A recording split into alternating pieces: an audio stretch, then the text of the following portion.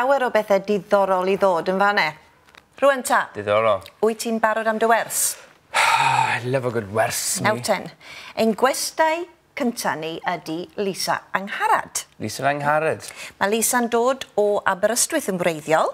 Mae wedi cyflwyno'r gyfres Perffaith Hapus, a series that looked at what makes people happy. Ah, interesting. Diddorol.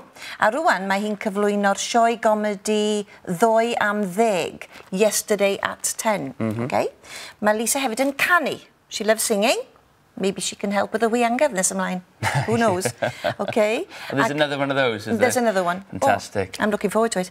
Ac roedd hi'n canu ar Llais I Gymru ar S4C. So we can ask her what makes her happy, what makes her laugh, maybe. Okay. So let's have a look at the patrymau holi, the question patterns. Screen 1. Now we're going to concentrate on Beth, which is... What? And pwy... Who.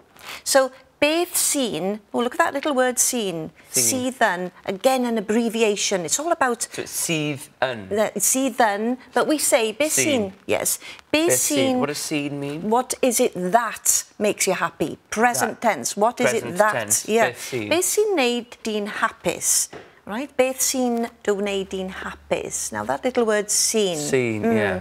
It's an abbreviation of sydd yn. We like abbreviating. Yeah, okay. Yeah. Beth sy'n wneud di'n hapus? What is it that makes you happy? Sy'n is only used in the present tense. Beth sy'n. Beth sy'n wneud di'n hapus? Okay. Beth sy'n gwneud I ti chwerthin? What is it that makes you laugh? Chwerthin. Absolutely. Yeah. Now then, screen 2, we'll have a look here. Beth ydy dy hoff? Now you're familiar. What is your dy hoff? Favourite. Favourite, yes. What is your favourite? Beth ydy dy hoff? And a soft mutation comes along. Beth ydy dy hoff? Music. Music, os lici di, yes. Beth ydy hoff music? O gerddoriaeth, yes. Beth ydy dy hoff bwyd? So what would happen? Beth ydy dy hoff? Fwyd. It's a soft. Gair, word. Beth ydy dy hoff? Air. Let's drop that G. Drop the G. Beth ydy dy hoff air? Screen 3. Wyt ti'n mwynhau? Wyt ti'n mwynhau? Yeah. Wyt ti'n mwynhau? Now, what can we ask her?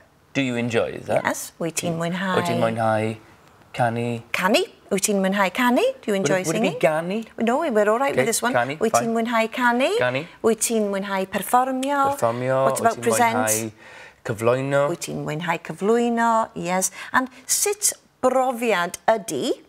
Sut brofiad ydy? What kind of experience ydy? Sut brofiad ydy? Perfformio yn y maes Eisteddfod.